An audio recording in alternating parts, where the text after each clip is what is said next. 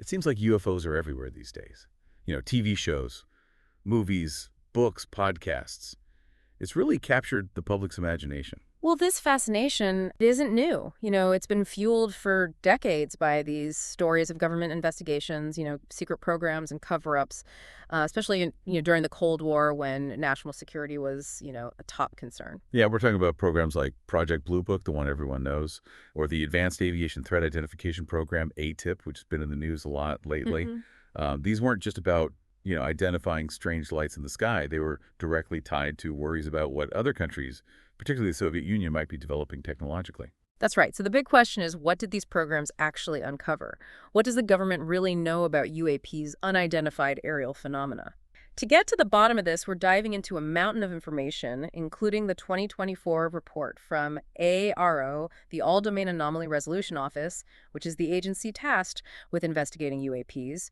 We'll also be looking at declassified documents, research papers, and even some personal notes from individuals involved in these investigations. Okay, let's start with the AARO report. It's officially titled Report on the Historical Record of U.S. Government Involvement with Unidentified Anomalous Phenomena, UAP Volume Y.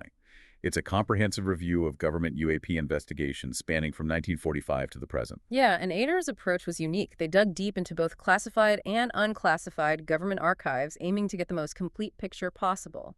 One of their most significant findings was the lack of any empirical evidence to support claims of recovered alien spacecraft or hidden extraterrestrial technologies. So no alien tech hidden away in Area 51. Not according to this report. They investigated specific claims. For example, a piece of metal recovered in the late 1940s that was rumored to be from an alien craft. AARO's analysis revealed it was just an ordinary metal alloy found here on Earth. That's interesting, but AARO didn't just focus on debunking the more sensational claims, right? They also looked into the possibility that some UAP sightings could be misidentified advanced military programs, perhaps from other countries. Absolutely. One compelling example from the report involved a witness who claimed to have seen a UAP destroying an intercontinental ballistic missile, and ICBM AARO was able to correlate that account with records at an anti-ballistic missile test conducted by the U.S. military. The timing, location, and description from the witness all lined up perfectly with the historical test. That highlights the importance of having a scientific approach when dealing with these reports. It does now. While the AARO report gives us a good overview to understand how we got here, it's essential to look back at some of the key historical government programs. Each one reflects the evolving concerns and approaches to UAPs. A good place to start would be Project Blue Book, which ran from 1952 to 1969. Project Blue Book was commissioned by the U.S. Air Force to scientifically analyze UFO reports and determine if they posed a threat to national security. The Cold War was in full swing, and any potential technological advantage held by adversaries was a serious concern. Project Blue Book had J. Allen Hynek, an astronomer, as a consultant. His views on UFOs evolved over time, didn't they? What's fascinating about Hynek is that he initially believed most sightings could be explained conventionally, but as he delved deeper into the data, he became more open to the idea that some UAPs represented genuinely unexplained phenomena. This shift in thinking by a respected scientist drew a lot of attention. That must have been a huge turning point for the public perception of UFOs. There's another crucial aspect of Project Blue Book, the statistical analysis conducted by the Battelle Memorial Institute. Their findings were intriguing cases with higher quality data, meaning more detailed and reliable witness accounts, and evidence were actually more likely to be classified as unknown. So the better the information, the more mysterious it became. That's what the data suggested, and it adds to the controversy surrounding Project Blue Book's legacy. While the project officially concluded that UFOs posed no threat and offered no evidence of extraterrestrial technology, many people believe this was a deliberate effort to downplay the significance of the findings. Some even speculate it was a cover-up. It's understandable why people would think that, given the historical context of secrecy and the potential for UAPs to represent advanced technologies. Of course, and while Project Blue Book is the most well-known UAP investigation, there's another program that's recently come into the spotlight, the Advanced Aviation Threat Identification Program, or ATIP. It was shrouded in secrecy for years. ATIP is the program that was responsible for releasing those now famous videos showing UAPs exhibiting seemingly impossible flight capabilities, right? Yes, those videos were released by Luis Elizondo, the former director of ATIP the Navy, confirmed their authenticity, and they've become a major part of the renewed public interest in UAPs. Those videos were pretty compelling. What else was ATIP investigating? ATIP was initiated in 2007 by then Senate Majority Leader Harry Reid, who was urged by his friend billionaire Robert Bigelow to look into these unexplained aerial phenomena. The funding came through a contract with Bigelow Aerospace Advanced Space Studies, or BASIP, produced a 494-page report documenting alleged UFO sightings worldwide over several decades. It wasn't just about collecting anecdotal accounts. They also funded and published 38 research studies, some of which explored highly speculative concepts like warp drives and invisibility cloaking. It seems like they were really pushing the boundaries of what was considered possible. They were. It's important to note that ATIP was officially shut down in 2012, but the Navy and intelligence services continued its work in some form, leading to the creation of AARO, the organization that produced the comprehensive report we discussed earlier. There's a clear lineage connecting these programs, showing a sustained interest in understanding UAPs. And it wasn't just the U.S. that was looking into UAPs. Other countries had their own investigations, some just as intriguing. Let's take a look at a few of those. Right, Canada, for example, had Project Magnet, which ran from 1950 to 1954. It was led by an engineer named Wilbert B. Smith, who claimed to be in telepathic contact with extraterrestrial beings. That's a whole other level of intriguing. Smith even claimed that he studied a piece of a UFO provided to him by the U.S. Air Force. Now, whether any of that is true is another matter, but it demonstrates how widespread the interest in UFOs was even back then and how it crossed national borders. What about investigations in the UK? The UK had the Flying Saucer Working Party, or FSWP, in the early 1950s, which, like Project Blue Book, didn't find any evidence of a direct threat from UFOs. However, they did acknowledge that some sightings remain unexplained. More recently, in 2000, the UK conducted a study titled Unidentified Aerial Phenomena, UAP, in the UK Air Defence Region, also known as the Condown Report. What were its main conclusions? The Condown Report concluded that UAPs are a real phenomenon. However, it attributed their cause to misidentified meteorological phenomena rather than advanced technology or extraterrestrial origins. Essentially, they proposed that unusual atmospheric conditions could create visual effects that are easily misinterpreted as something extraordinary. So while they acknowledged the reality of UAPs, they offered a more conventional explanation. Yes, and this ties into a crucial aspect of the whole discussion surrounding government UAP investigations: transparency, how much are governments willing to share with the public, and how do we balance the need for openness with concerns about national security and potentially causing widespread panic. That's a great question, and one that's been debated for decades. It has some argue that greater transparency is necessary to foster trust and allow for more open scientific inquiry. Others emphasize the need to protect sensitive information and maintain operational security, especially when dealing with potentially advanced technologies. We've seen examples of government deception related to UAPs in the past, haven't we? Yes. One notable example is the U-2 spy plane program during the 1950s and 1960s. The U-2 flew at extremely high altitudes and had a reflective coating leading to numerous UFO sightings, especially during sunrise and sunset when the sun's light would reflect off the aircraft. So people were seeing something unusual, but it wasn't aliens. Exactly. And the Air Force intentionally attributed these sightings to natural phenomena to conceal the existence of the U-2 program. This case demonstrates that governments are capable of misleading the public when it comes to UAPs, which makes it difficult to know what information to trust. It adds another layer of complexity to an already complex issue.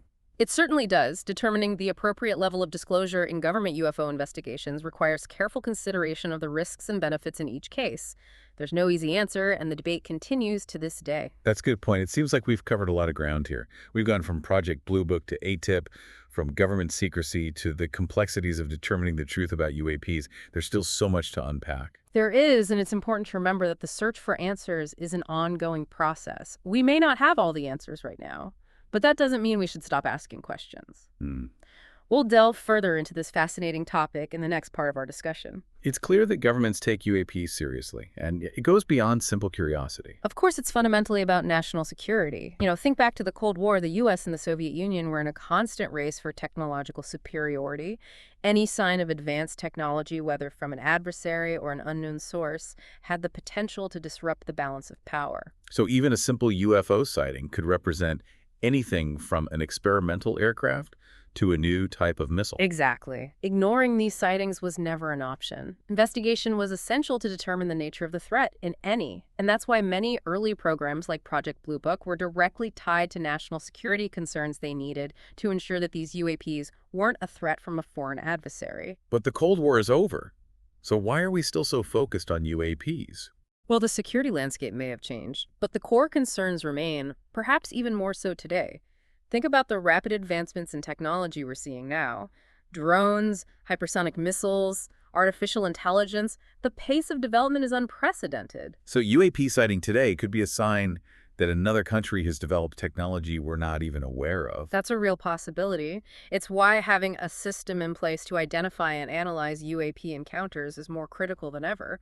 That's where AARO comes in. They're not just searching for aliens, their mandate is much broader. They're trying to understand anything anomalous in our airspace and beyond, considering the full spectrum of possibilities. Let's talk about that spectrum of possibilities we've touched on, the extraterrestrial hypothesis. But realistically, there are other explanations for UAPs. Of course, the most likely explanation for the majority of sightings is simple misidentification. People see something unusual in the sky and their brains try to make sense of it. It could be a plane, a drone, a weather balloon, even a bird or a cloud under certain lighting conditions or viewed from a particular angle. It's our natural tendency to find patterns, even when they don't exist. Right, and this is amplified in the age of social media, where images and videos can be quickly shared and taken out of context, leading to misinterpretations and speculation beyond misidentification. There are other possibilities to consider things we may not even fully understand yet.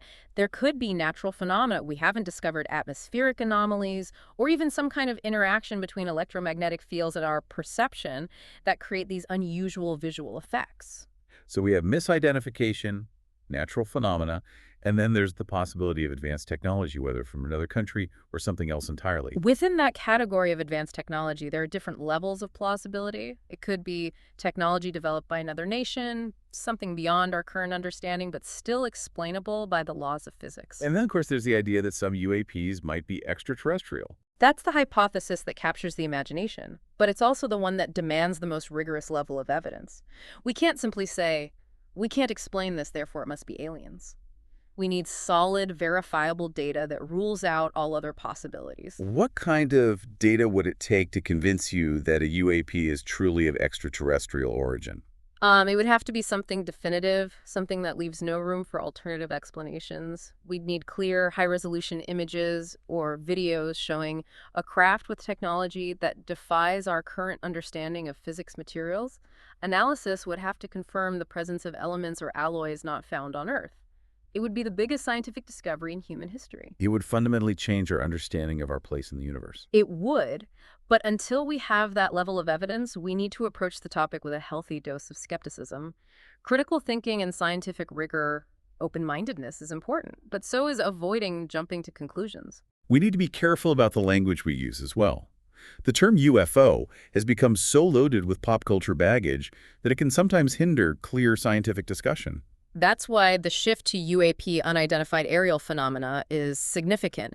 It focuses on what we observe without making assumptions about what it might be allowing for a broader range of interpretations. Even if most UAP sightings turn out to be misidentifications, what about the small percentage of cases that remain unexplained even after investigation by agencies like AAR? Those cases are the ones that continue to intrigue us, that drive our curiosity and push us to search for answers. They are also the cases that are most susceptible to misinterpretation and speculation without clear data.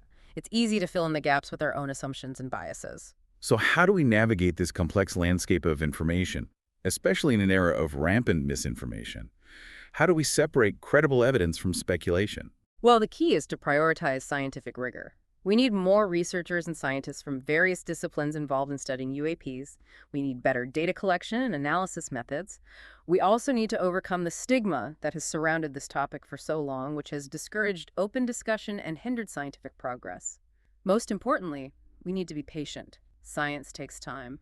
Breakthroughs don't happen overnight. And while we wait for those breakthroughs, we have a responsibility to be critical consumers of information. Absolutely. Don't just accept everything you see or hear, especially on the internet.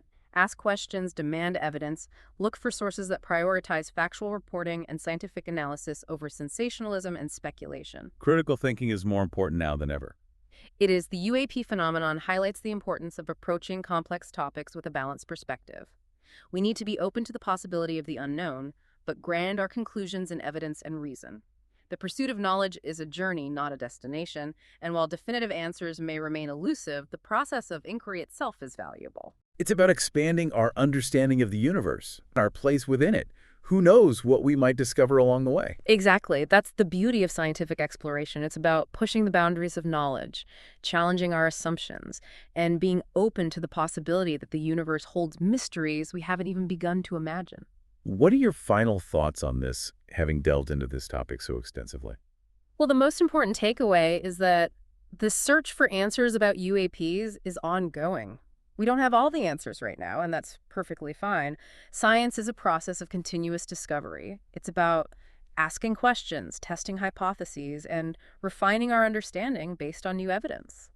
This is a fascinating time to be alive, a time when we have the opportunity to explore some of the biggest questions about our existence. It's a reminder that, we should never stop questioning, never stop exploring, and always be open to the possibility that there's more to discover. Exactly. The UAP phenomenon challenges us to expand our thinking, to consider perspectives, beyond our current understanding, and to approach the unknown with both curiosity and a healthy dose of skepticism. This has been a deep dive into the world of government UFO investigations. We've only scratched the surface, but hopefully this has given you a glimpse into the complexity, the mystery, and the scientific endeavor surrounding this topic. We've explored the historical context, the evolution of government programs, and the challenges of, separating fact from speculation. Ultimately, the search for answers about UAPs is a journey that requires careful consideration of evidence, critical thinking, and an appreciation for the vastness of the unknown.